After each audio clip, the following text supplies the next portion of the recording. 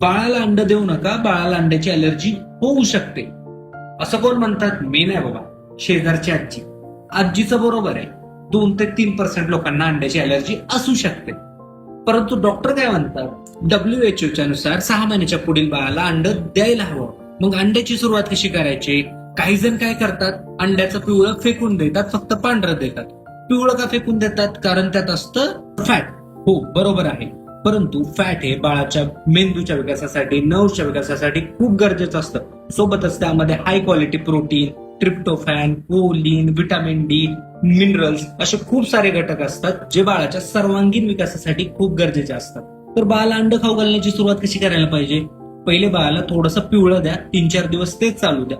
त्याच्यानंतर बाळाला थोडंसं पांढरं खायला द्या. त्याच्यानंतर 3-4 दिवसांनी बाळाला पूर्ण अंड द्यायला सुरुवात करा. याने बाळाला अलर्जीचा त्रासही होणार नाही आणि बाळ आवडीने अंड खायला लागेल.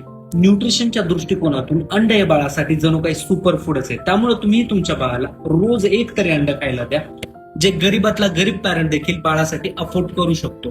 आता कमेंटमध्ये सांगा, तुमच्या घरात बाळाला अंड द्यायला नाही कोण म्हणतंय?